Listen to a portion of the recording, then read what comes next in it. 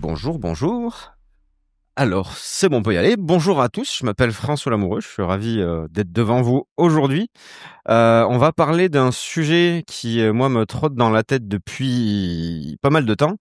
C'est le sujet du workflow, c'est-à-dire le processus de travail et surtout de l'optimisation de ce workflow en vidéo.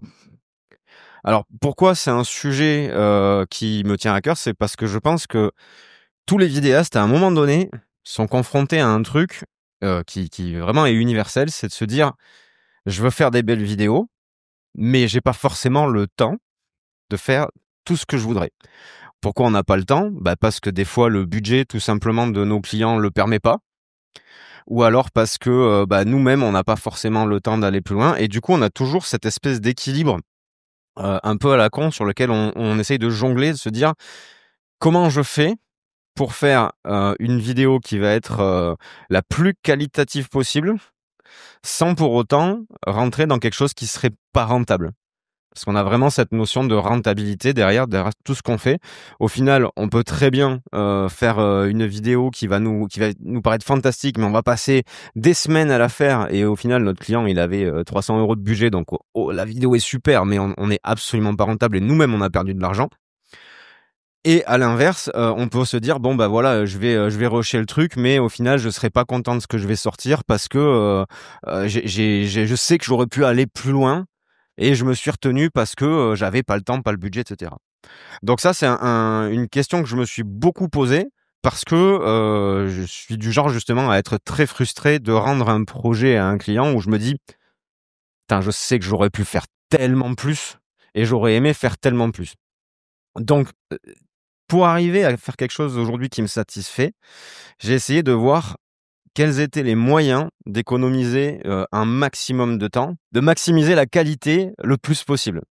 Donc aujourd'hui, ce que je vais faire, c'est je vais vous parler un petit peu de technique, mais je vais surtout essayer de vous partager ma réflexion sur ce truc-là au travers d'exemples très concrets avec, des gens avec qui je travaille et de vous présenter justement ce travail qui a été fait, les conditions dans lesquelles ils ont été faits et surtout comment j'ai optimisé la façon de travailler pour avoir un résultat qui me convenait dans un temps raisonnable. Donc pour commencer, je vais vous présenter cette personne ici qui s'appelle Bebe, que vous connaissez peut-être parce qu'il fait des vidéos sur, TikTok et Instagram. Il fait des millions de vues parce il fait de la musique et il souhaite la fête aux gens en musique.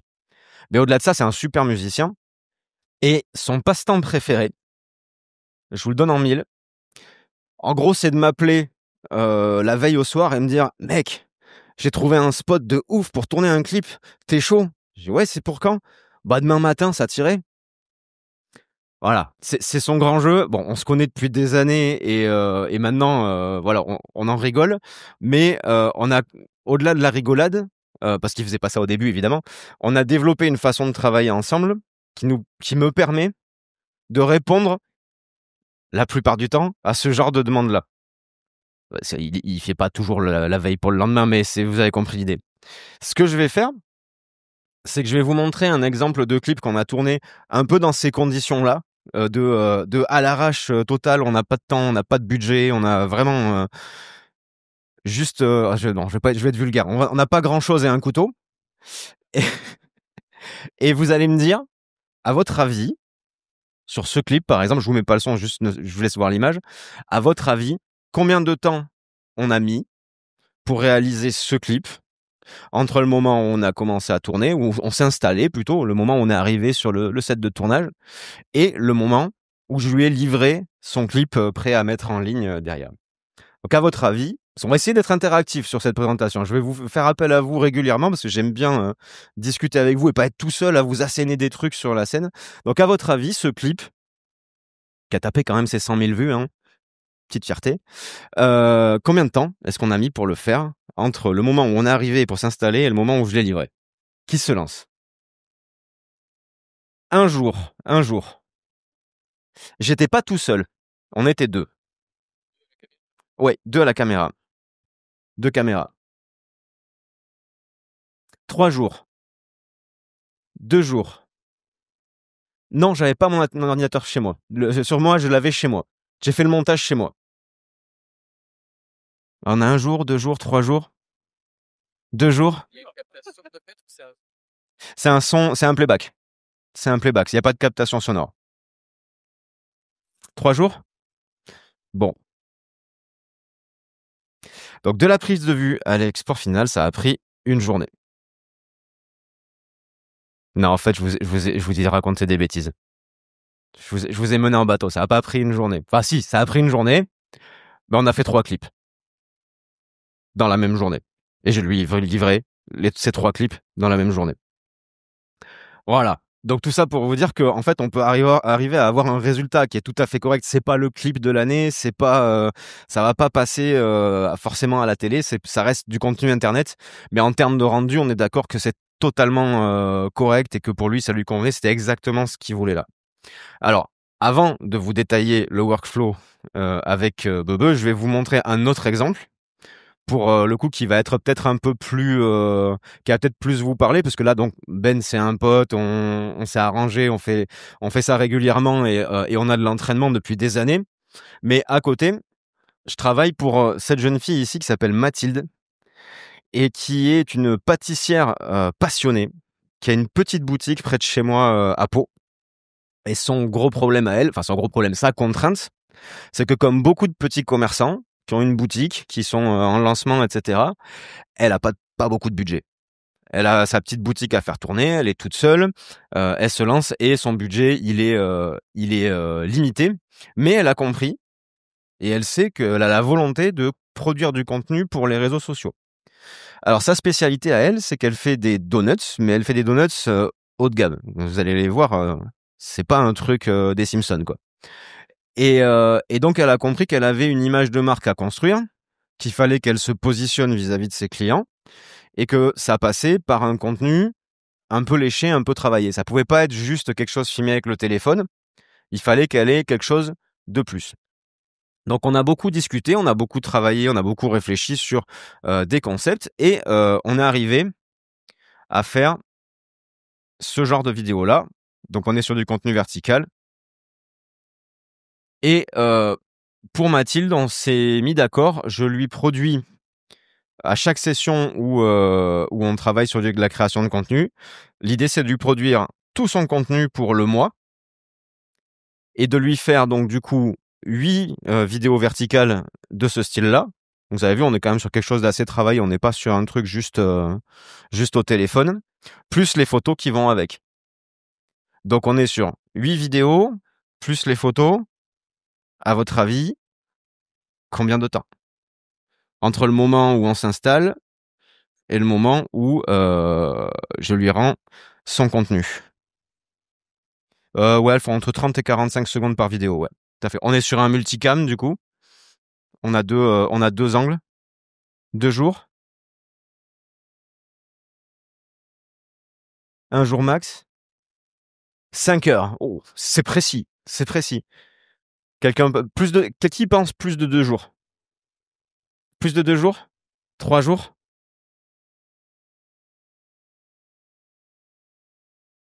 Tu as déjà vu la presse. Tu triches.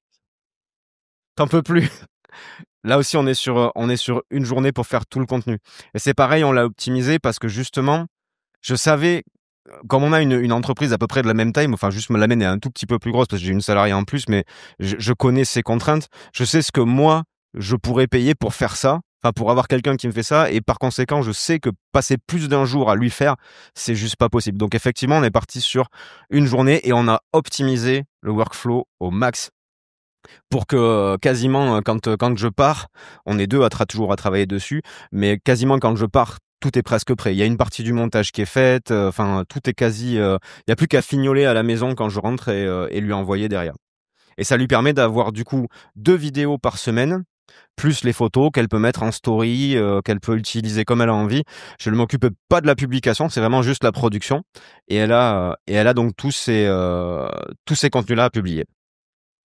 Du coup, comment c'est possible à reproduire dans n'importe quelle condition? Alors déjà, on va parler donc de ça, on va parler du choix du matériel. Je vais vous dire quel choix moi j'ai fait pour pouvoir gagner du temps, parce que c'est ça qui va être le nerf de la guerre. C'est comment je peux gagner 5 minutes par-ci, 10 minutes par-là, une demi-heure par-ci, etc. et arriver à rendre les trucs aussi vite et essayer de sortir un truc qualitatif. Donc ça passe par le choix du matériel. Ça va passer aussi par le choix des réglages que je vais utiliser. Je sais pas si vous avez écouté Lucas juste avant qui vous parlait du workflow en RAW. On va parler d'un workflow RAW et vous allez voir que loin d'être compliqué et lourd, c'est quelque chose qui simplifie grandement la tâche. On va parler du son. Alors là, pour le coup, il n'y avait rien avec du son, mais on va voir un autre exemple après où le son, il y a une manière aussi de gagner du temps dans les prises de son. Et je vais vous faire une petite démo en post-prod de comment je retravaille après l'image pour avoir ce rendu-là, puisqu'évidemment, il y a de la post-production, il y a de l'étalonnage. C'est pas direct en sortie de boîtier, mais ça me prend pas des heures non plus.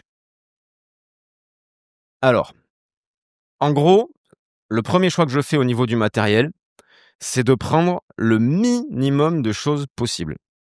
C'est vrai que sur ce type de caméra, sur toutes les caméras, maintenant, on a une cage, on rajoute une poignée, on rajoute un écran, on rajoute une V-Lock, on rajoute le micro, on rajoute une matbox, on rajoute... Ça ressemble à un sapin de Noël. C'est très pratique pour plein de tournages, mais dans une logique d'optimisation de la création, c'est, à mon avis, une grosse erreur. Moi, je pars avec un filtre ND et c'est tout. J'ai mon boîtier, une optique, et ça va pas plus loin. Pourquoi? Parce que quand j'arrive chez mon client ou sur mon tournage, bah mon truc en fait, je le sors du sac et c'est fini. Et c'est bête à dire, mais riguer la caméra, ça prend 5-10 minutes. Et c'est bête, mais pour optimiser 5-10 minutes, c'est pas rien. Donc déjà il y a ça. En plus de ça, j'ai une relative liberté de mouvement. Ça me permet de composer assez facilement mes plans sans avoir à bouger des choses extrêmement lourdes ou extrêmement pénibles à déplacer. Donc je fais ce choix du minimalisme. Pour le cas de Ben, pour les clips, c'est de la main levée. Et pour Mathilde, comme on est sur du contenu vertical, on est sur du trépied. C'est des plans sur trépied, ça va pas chercher plus loin. Les outils que je vais vous montrer après, en fait, l'idée, et c'est pas pour vous faire un étalage de fiches techniques, c'est vraiment, j'ai été chercher dans mon boîtier tous les réglages qui me permettent de gagner du temps et d'aller plus vite. Ça passe par plusieurs choses. Ça passe par le N-RAW. Alors moi, je shoot sur du Nikon. Et depuis le Z9, on a accès à ce fameux codec RAW qui est donc en interne et qui nous permet de shooter avec une latitude énorme. Grosso modo, je vous ferai la démo après. C'est un peu comme la différence entre faire des photos en JPEG et faire des photos en RAW.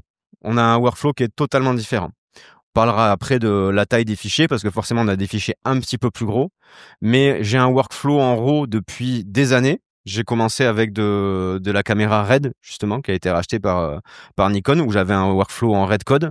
Et quand j'y ai goûté, en fait, je me suis dit plus jamais je repasse à un workflow autre que le workflow RAW parce que c'est trop confortable et c'est trop pratique pour être laissé tomber. Contrairement à ce qu'on pourrait se dire. Hein. Souvent, les gens se disent workflow RAW, ça va être un truc de fou, c'est pour le cinéma, c'est pour machin. C'est hyper pratique. La deuxième chose, et là je vais vous montrer un petit peu sur la caméra. La deuxième chose, c'est que je travaille en angle d'obturation au niveau des réglages. Ici, je sais pas si ça vous parle. En photo, on travaille en vitesse d'obturation. En vidéo, généralement, on travaille en angle. Tout simplement parce que ça va m'éviter une étape si je dois changer de vitesse, de cadence d'image. Que je filme à 25 images par seconde, à 50 images par seconde, à 100 images par seconde. En fait, si je suis à 180 degrés, pour schématiser, j'ai pas besoin de bouger. Je reste toujours là-dessus. Ça me fait un réglage en moins. Je sais que je suis toujours comme il faut. Ensuite, je travaille avec la stabilisation aussi activée de mon boîtier. Ça me permet d'éviter de monter sur un gimbal. Je n'utilise pas de stabilisateur parce que là encore, c'est du temps. C'est-à-dire, il faut l'installer, il faut l'équilibrer, il faut, même si ça se fait vite, mais avec le temps, j'ai appris à régler très rapidement un stabilisateur. Mais ça reste 5-10 minutes encore de trop qui peuvent au final venir s'ajouter à ma journée qui va m'empêcher d'être aussi efficace et rentable que ce que je vous montrais jusque-là. Et enfin, il y a les outils d'exposition qui là vont me faire gagner du temps. C'est ce que vous voyez là. En fait, là, on a donc une waveform. Je sais pas si vous utilisez ça pour shooter, mais c'est en photo, on va peut-être se baser un peu plus sur l'histogramme. En vidéo, on va être sur la waveform.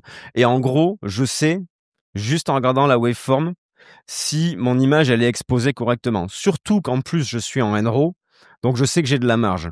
Mais je sais par exemple que si j'ouvre trop ici, je sais pas dans quel codec on est. Voyons. Hop. Je vais me mettre en NRAW. Hop. Voilà. Et là, je sais par exemple que bah, c'est bon. Ma waveform, elle va vachement trop haut et que là, en fait, je vais être cramé, je vais être surexposé. Rien qu'en regardant ma waveform, je peux savoir si mon image, elle est OK ou si elle l'est pas. Je peux vous dire aussi, par exemple, que si je fais ça, par exemple, j'exagère, hein, je vais jamais aller shooter à f10, mais si je fais ça, je vois que mon signal, il est tout assez en bas. J'ai même pas besoin de voir l'image. Juste en voyant la waveform, je sais que là c'est sous-ex et qu'il va falloir que je rajoute de la lumière artificielle ou que j'ouvre un peu plus mon diaph ou que je corrige mon exposition. Et ça, c'est un énorme gain de temps aussi parce que ça m'est arrivé des fois de me dire tiens, je voudrais quand même, je suis pas sûr de mon coup, j'utilisais pas ça encore et je vais quand même faire juste une petite vidéo de test de 2 secondes, voir si l'expo est bonne, la mettre dans l'ordi pour vérifier. Bah ça, a l'air de rien, ça prend vite un quart d'heure en fait. Et pour peu qu'on se soit loupé, attends, je vais réessayer, etc. Maintenant, avec les outils d'exposition qu'on a à disposition dans la plupart des caméras comme ça plus les zébras, bah en fait, juste avec ces outils-là, on peut savoir si l'exposition est bonne et se dire, bah, se passer en fait de faire des tests, tout simplement. Donc il y a ça. Et au final, avec tous ces outils, je me retrouve avec des fichiers où je sais au moment du tournage, sans avoir besoin de faire de tests ou quoi que ce soit, que ça va être exploitable, que je vais avoir quelque chose de suffisamment bien construit, bien exposé pour pouvoir travailler après derrière. Hop, et là je repasse ici. L'autre partie de mon activité, c'est ma chaîne YouTube notamment. Parce que jusqu'à présent, il n'y avait pas de son, forcément c'était que de l'image, il n'y avait pas de prise de son. Vous allez me dire, c'est super facile. Comment on fait quand on a du son à prendre aussi pour gagner du temps?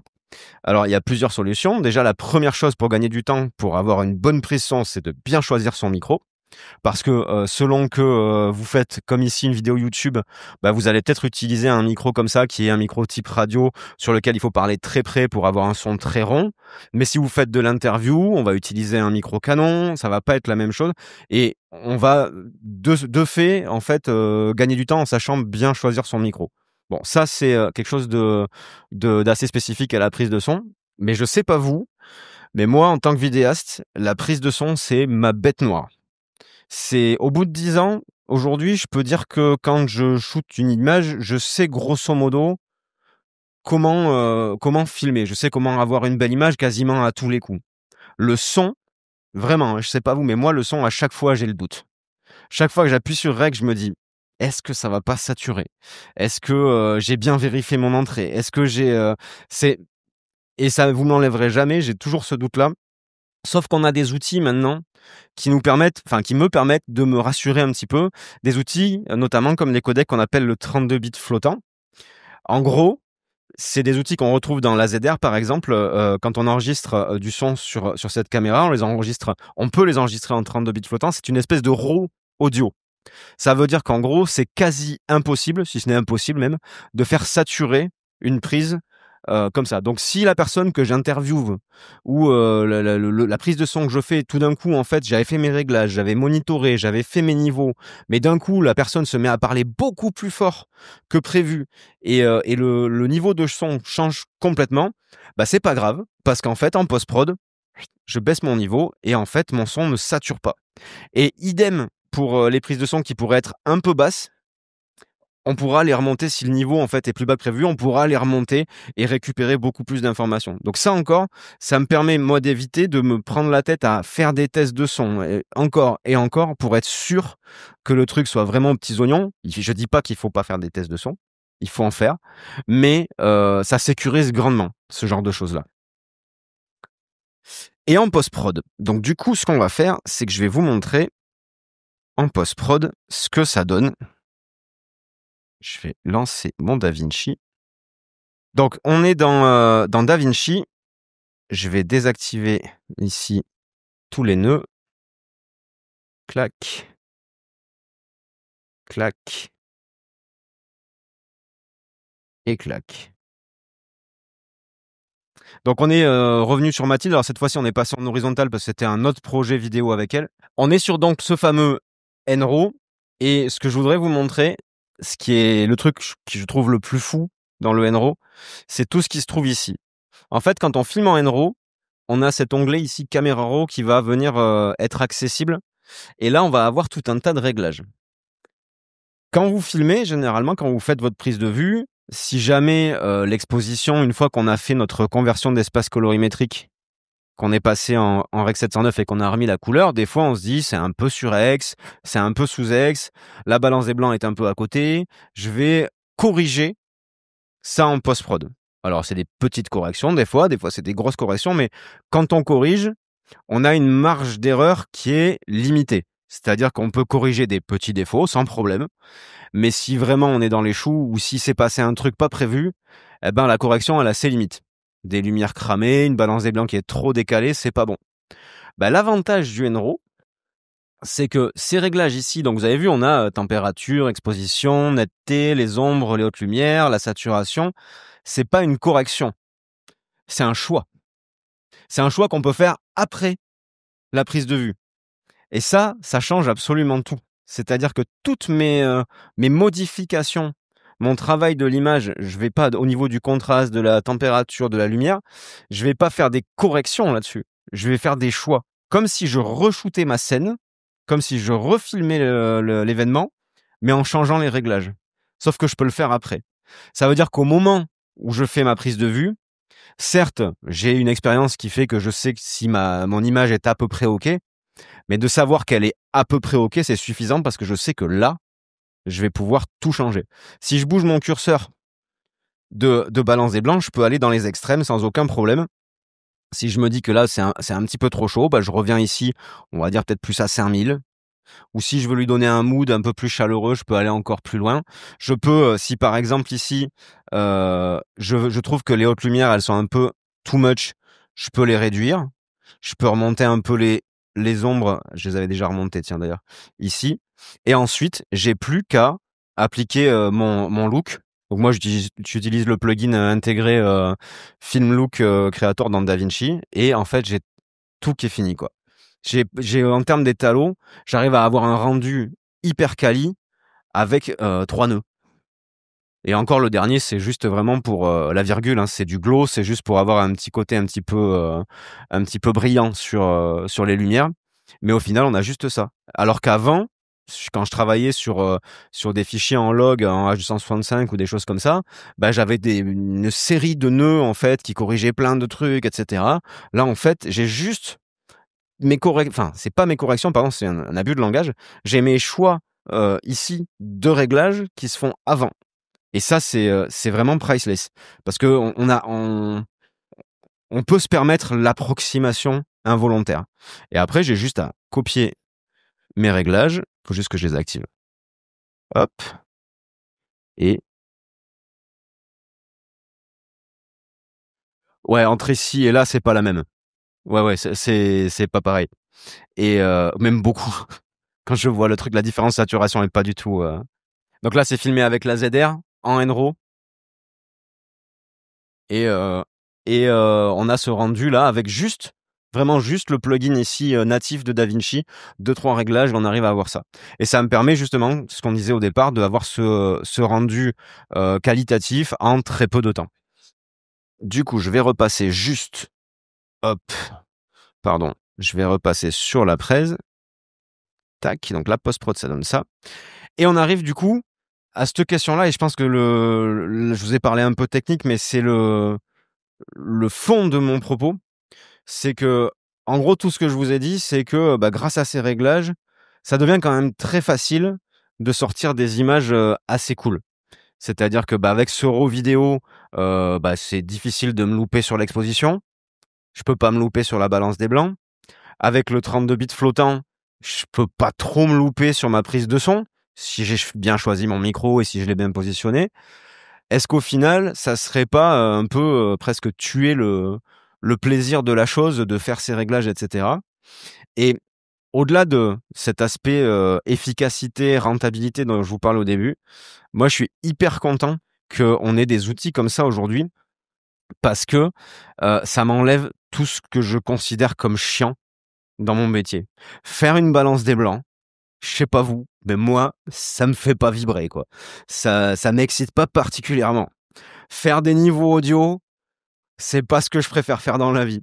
Par contre, retravailler en post-production pour avoir, un petit mood en termes de couleurs qui va, matcher vraiment avec l'univers, de ma cliente, ça j'aime bien. Passer du temps à préparer mes tournages et à écrire et à trouver quel plan va matcher avec quel plan, ça j'aime bien. Essayer de trouver des façons créatives de présenter, de mettre en valeur ce que font les gens que je filme, ça j'adore. Et au final, ces réglages-là, qui sont assez simples au final. Vous avez vu, je me prends pas la tête avec 36 000 trucs, hein. J'ai ce réglage-là et je l'applique à peu près sur tout ce que je fais.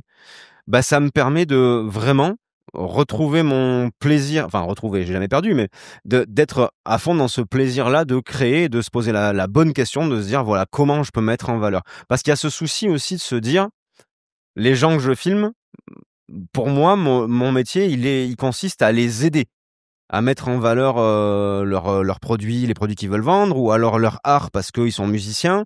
Et le fait de pouvoir me débarrasser de tout l'aspect technique, c'est clairement quelque chose qui me libère du temps pour les aider.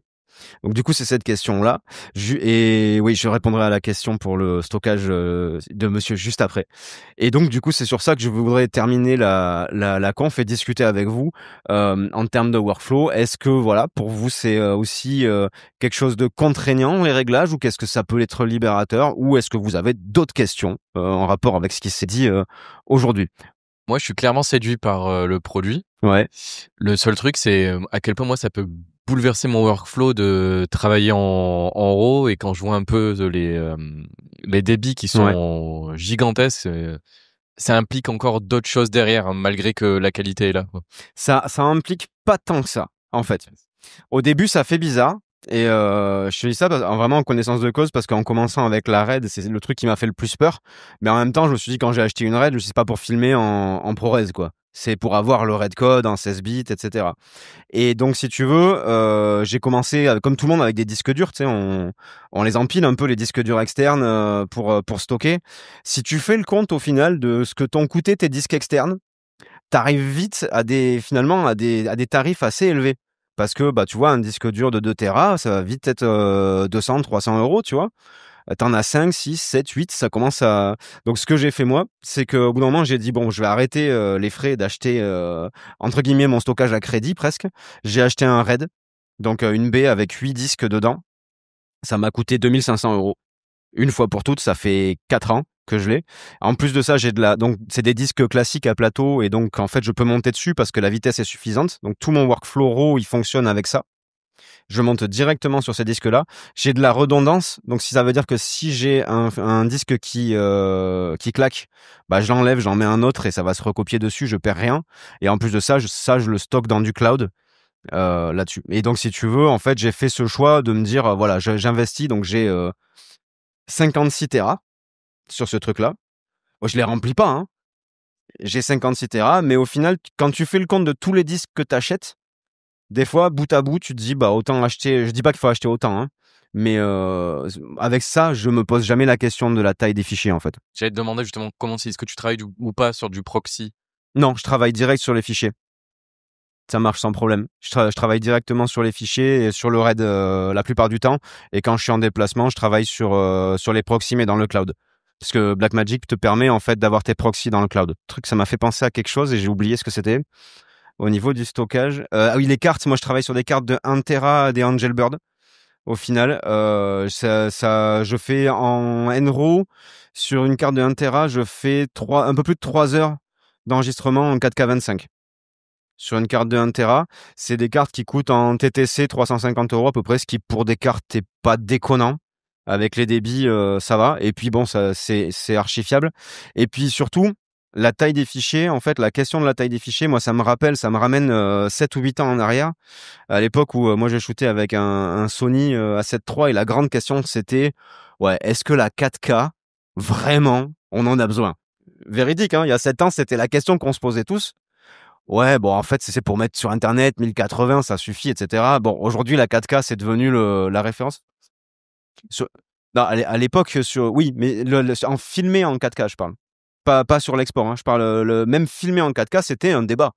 Il y a 7 ans, on se posait la question. Il y avait des gens qui te disaient, et je crois en avoir fait partie, comme quoi, hein, on change d'avis, mais des gens qui disaient, ouais, je vais pas remplir mes cartes en 4K alors que c'est pour exporter en 1080. De toute façon, sur Internet, à l'époque, sur YouTube, il n'y avait pas de 4K, par exemple, tu vois, donc c'était 1080 max.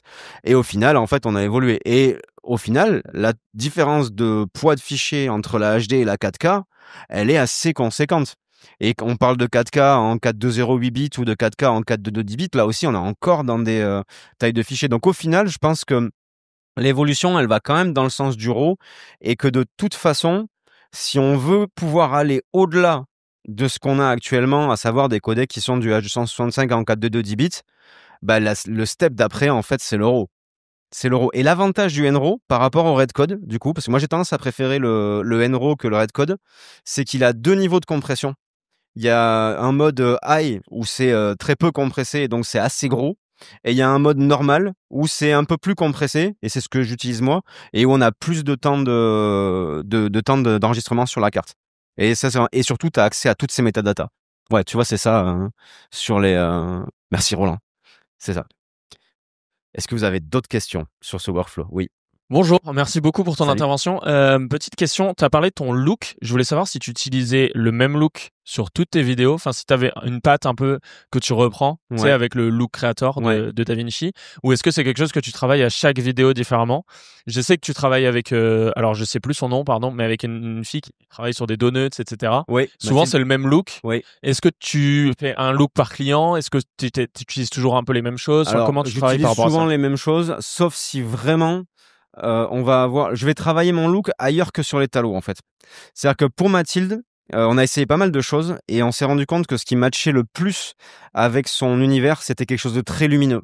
Si t'as pu voir en fait, c'est très clair. Je peux même te la remettre si tu veux. Je suis dessus. Attends, hop. Tu vois, bah, là typiquement, t'as mon look à moi dans mes vidéos YouTube, qui est très dans le clair-obscur. J'aime beaucoup les gros contrastes bien forts, mais ça matche pas du tout pour Mathilde. Mathilde, elle, on est parti sur un truc qui est voilà hyper clair, hyper lumineux, hyper jovial. Et en fait, ce look-là, il est fait à l'éclairage. C'est-à-dire que moi, par exemple, pour m'éclairer, je vais utiliser un dôme avec un nid d'abeille pour vraiment avoir un truc très directionnel et laisser du noir derrière. Et elle, on est parti sur une lanterne. Du coup, en fait, quand tu la vois comme ça en plein écran, il y a la lanterne qui éclaire aussi beaucoup l'extérieur. On a un petit réflecteur sur le côté pour avoir quand même un peu de contraste sur le visage. Mais de manière générale, son look à elle, on le crée à l'éclairage. Et après, sinon, le look à l'étalonnage, j'en change assez peu. Sauf si vraiment, tu vois, il y a une demande spécifique où on veut un mood plus froid ou plus chaud. Je vais jouer sur ça, tu vois, sur la température. Mais sinon, de manière générale, j'en suis assez content de celui-là et je me prends pas la tête outre mesure. Avec plaisir. Est-ce que vous avez d'autres questions? Bonjour, merci. Tu n'as pas du tout parlé de la pré-prod, justement Ouais. sur la rentabilité, le fait de passer une journée, tu pas inclus ton temps de pré-prod avant? J'ai pas, et c'est très bien vu. On a parlé de production, de post-production, et on n'a pas parlé de pré-production parce que pour le coup, ça a rien à voir avec le matériel pour cette fois-là. La pré-production, elle a pris plus de temps au début qu'à la fin. Moi, ce qu'il faut savoir, c'est que j'essaie de privilégier des gens avec qui je travaille sur le long terme. J'évite les one shot parce que déjà économiquement c'est pas hyper ouf, mais c'est surtout au niveau de l'épanouissement personnel, de pas pouvoir suivre l'évolution, que ce soit de Ben qui fait ses clips ou de Mathilde qui fait ses donuts, c'est un peu dommage. Donc on passe beaucoup de temps au début. Et maintenant, aujourd'hui, la pré-prod avec Mathilde, par exemple, c'est 30 minutes, on s'appelle une semaine avant, tu fais quoi comme donut? Vas-y, j'ai vu une trend un peu sympa sur une des vidéos, on va essayer de tenter un truc, mais on va garder quand même le workflow global. Ce qui fait qu'à chaque fois, ce qu'on s'impose, par contre, c'est d'essayer un nouveau truc par batch. Tu vois, mais on garde le global. Par contre, c'est vrai que là, je suis en train de travailler avec des nouveaux clients aussi sur ce type de production-là. On est presque dans la psychanalyse. Parce que ils t'appellent, ils te disent bonjour, j'ai vu les vidéos que vous faites pour nana et je voudrais des trucs aussi. Ok, quel message vous voulez passer? Et les gens ils sont là, comment ça, quel message? Moi on m'a pas parlé de message, on m'a dit vidéo, donc je sais pas de quoi ça s'agit. Et donc là on commence à poser des questions. Alors qu'est-ce que vous faites? Et généralement j'essaie de les pousser un petit peu pour voir s'ils sont passionnés par ce qu'ils font. Parce que généralement, je sais que ceux qui au bout d'un moment vont s'enflammer en disant ouais mais alors j'essaye tous les mois, Mathilde tous les mois elle fait 9 donuts différents, elle change tous les mois et à chaque fois qu'elle me les présente elle est comme si elle faisait son premier donut, tu vois. Donc je sais qu'elle en fait on va pouvoir aller chercher des choses. Des fois quand t'as les gens qui sont moins c'est pas forcément une question d'engagement, tu vois, mais qui vont être moins clairs dans ça, dans cette plus-value qu'ils ont à proposer et dans le message qu'ils veulent passer, soit j'arrive à les faire accoucher du truc et auquel cas ils font oh, j'avais jamais pensé à ça. Bah oui, mais en fait soit on n'y arrive pas parce que des fois on n'y arrive pas et auquel cas je leur dis je vous laisse réfléchir dessus et on reviendra dessus après. Mais généralement la pré-prod, en fait, une fois que ce message-là il est défini, ça va très très vite. On cherche le concept, on fait des essais et on va pas non plus essayer de réfléchir 100 000 ans à ce qu'on va faire. On va essayer d'être dans l'action et de faire un truc et tu vois, on tire d'abord, on discute après quoi. C'est un peu comme ça. Et puis pour Ben, la pré-production, ça se résume assez facilement. Tu viens boire un café? Ouais. On tourne demain? Ok. C'est extrême. C'est extrême. Mais on se connaît extrêmement bien aussi, donc voilà. Je savais pas si ça répond à ta question. Bon, je crois qu'on peut te remercier, t'applaudir. Merci beaucoup. Merci à tous. Si vous voulez, je vais vous mettre juste un petit QR code si vous voulez me suivre sur les réseaux. Merci beaucoup. Merci beaucoup.